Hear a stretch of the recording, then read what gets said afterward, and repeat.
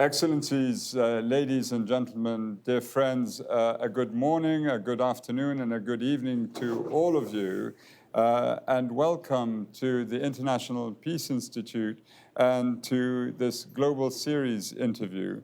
It is a great honor for us at the International Peace Institute to host the President of Guatemala, His Excellency, Mr. Bernardo Arévalo. Mr. President, we are delighted to have you with us today for a second time. As I understand, you've already been here to IPI in a previous life in 2015 as a representative of Interpeace in Guatemala. So welcome a second time. Thank you very much, President. It's an honor to be here again. Thank you, sir. We are delighted to have you. You were elected in a landslide last August and assumed office this January.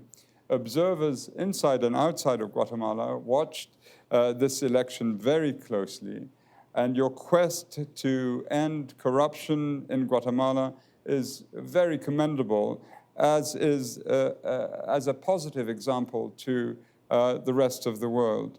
In the turbulent times that we are expressing and seeing or experiencing, Guatemala stands as a country that now gives us hope we can move in a positive direction. And we thank you for your leadership, Mr. President. Thank you very much.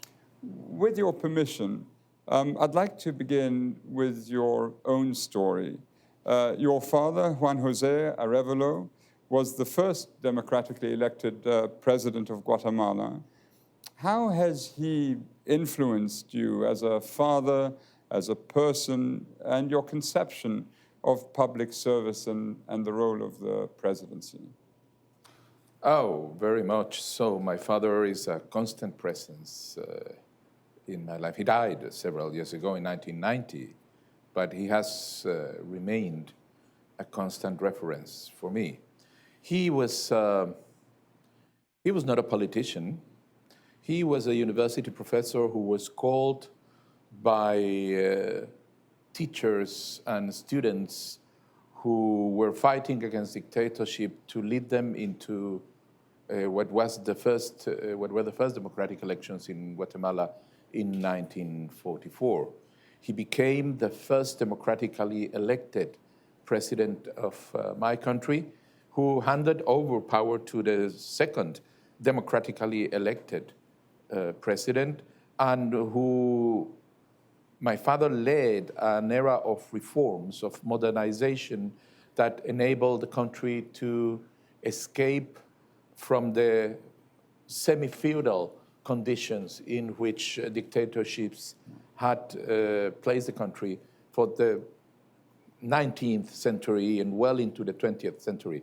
We used to say that modernity started in Guatemala in 1945, when my father arrived and introduced a series of fundamental but basic measures to democratize the country, such as enacting the first labor code. There were no labor rights before what was called the Democratic Revolution, by establishing a national system of social security so that workers would have access to health and pensions. He was an educator, so education became a fundamental strategy for him, as he understood that only through education the people itself will actually be able to raise themselves into the future. So it was an era of great change, an era of modernization, and an era of hope that people called the Revolutionary Spring, the first spring in Guatemala, that actually inspired the call of the people now that we had during these recent elections in which I was elected for a second spring. Yes. So we need a second moment of renewal, of leaving behind, in this case, the trappings of corruption in government, and claim back our democratic institutions and allow people to carve their future through their work. Yes. And perhaps if you'll allow me, Mr. President, just to go a little bit in more detail, it's been 25 years since the peace accords have been negotiated and agreed to. And so when you look at the progression of the democratic experiment or the democratic experience in Guatemala over the 25 years, how do you assess it? Do you assess it as entirely predictable? Because the birth of any peace requires a time of adjustment, requires a time of ups and downs, or do you feel that Guatemala has gone backwards a little bit and needs to catch up? How would you assess these last 25 years, the quarter century that has passed? Well, I would start by saying that, stating what I think is very positive and we need to remind ourselves, which is the fact that 25 years after the peace accords, the country has not seen a return to political violence. Yes. And that is a fundamental win. I think that is definitive. I think that nevertheless, there are two other fronts in which there were promises built or hopes built into the peace process that have not been as effective as we thought. First of all is the idea of building a better future for everybody. I think that there is still a lot of work to do in terms of allowing institutions to deliver the type of development that society requires. There was the peace accords, in contrast to most of the peace accords that were signed at that time. The peace accords in Guatemala were not only about ending the conflict, but about having a blueprint for a democratic and inclusive future. I think that the success was in stopping the conflict, the political violence, but less so in bringing this other part together. And the reason why this has not worked so much is because it depended on a political class that we have seen has become eroded in time. So that what a political class that had as a challenge to bring forward and implement this vision for peace that we had in the peace accords began to evolve into a self-centered, self-involved, and eventually utterly corrupt political class that allowed state institutions to be co-opted, which is the reason why in this recent election, the Guatemalan people came forward and said, a very resolute no to this situation. So I think that we have to claim back the spirit of the peace accords. The conditions have changed in the last 25 years. It is not about, trying to bring back the text of the accords, but indeed the vision for hope, for peace, for inclusive development that we had at that time and in which Guatemalans still believe, and as they very clearly showed in the recent elections. Yes. You've mentioned the strong desire by the people of Guatemala to change this, and you articulated it very clearly in your campaign, and now you're beginning to realize it, the need to fight corruption, the need to fight crime, to end impunity. There is a head of state in your region who has built a name for himself in terms of fighting crime. And there are many of us on the human rights side who feel that it's a necessary duty for a state to make sure that there's respect for rule of law, that certainly people need to be protected from organized crime or crime of every sort. The police need to be supported, but also the human rights of people need to be respected. And that balance is not always observed. We've seen it across the world. It's not limited to one region. So in terms of seeing this vision, and clearly the majority of people voting for you, if not all, support you in this, how are you planning to attack it in the term of your presidency? Well, first of all, corruption, it's allow me to use the metaphor, it's a cancer that spreads, that if it is not stopped, it really penetrates and co-opts and erodes every institution in society. We have started doing so through the election, thanks to the will of the people, and we are claiming back the executive power, but there's still work to do in bringing this zeal and effort for claiming back institutions from corruption in other branches of government. We still have very clearly branches that are completely under control of these political criminal groups, like the General Attorney's Office. But in general, we need to make a claim, and we're working together with allies in Congress in order to advance in this direction. Then corruption is fundamentally a breather of other types of criminality. Yes. As we have seen in my country, we are in a region that it's a passage for drug traffickers and for illicit trade of all sorts. And it is very easy for a criminal enterprise to find the space to operate freely in a country when authorities are just there for you to buy them, to bribe them, yes, to make them partners. Yes.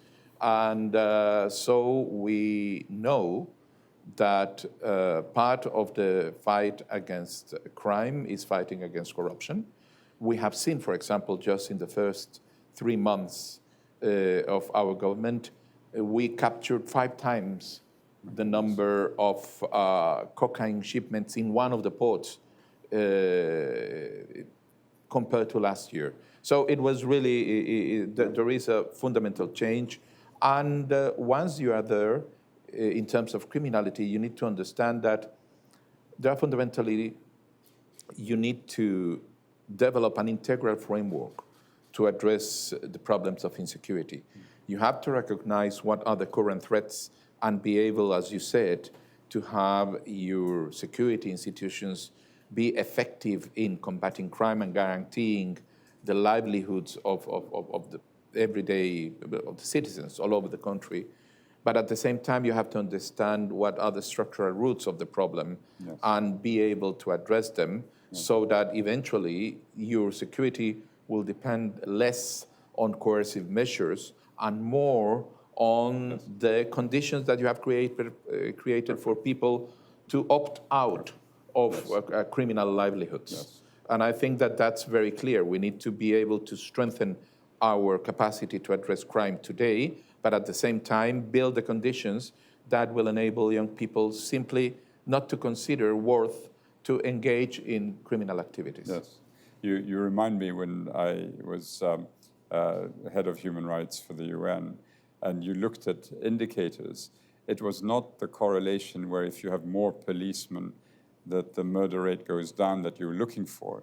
You wanted to see less policemen and the murder rate go down, because it means society itself is improving. And I think this is exactly the point. I think that is a fundamental point. It is, yeah, a matter of cohesion, yes, and it is a matter of development. Yes. It is a matter of a society being able to provide every young man and woman, yes, in their midst options that will make it absolutely senseless to risk their lives, exactly, their security, and their families by engaging into this type of activities. Exactly.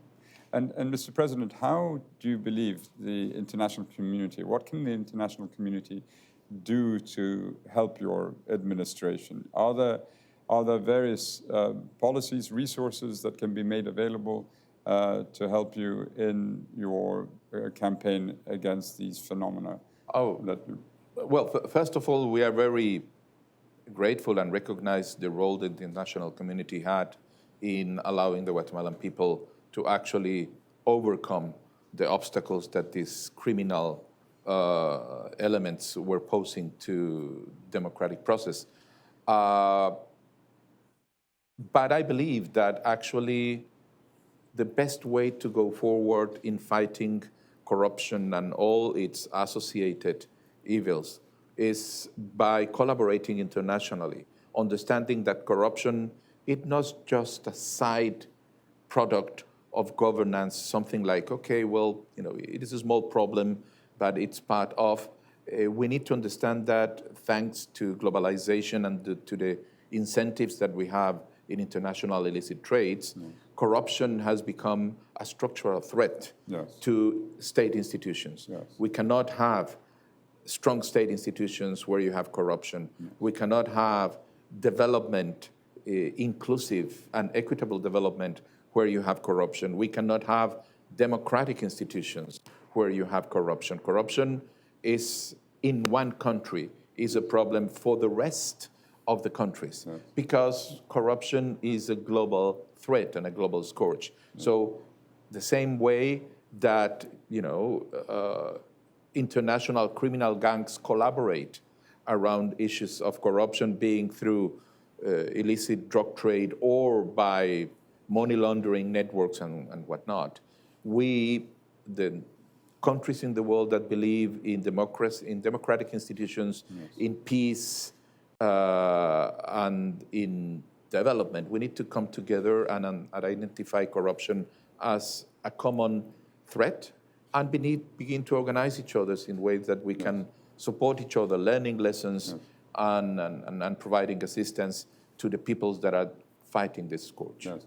And do you find that in your region in particular, that there is this realization that the sort of other economy, the illicit economy, has to be confronted, or is it still sort of work in progress? And as more countries become captive to what is happening, they will, of course, they will transform, but they need to do it together almost, is what you're saying. No, I believe that people all over the world are understanding the threat that corruption presents to development and to institutions, and that more and more people are understanding that,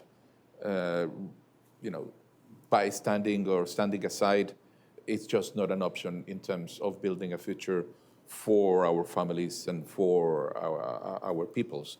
I believe, you see it every day in different ways of mobilization against corruption, against organized crime.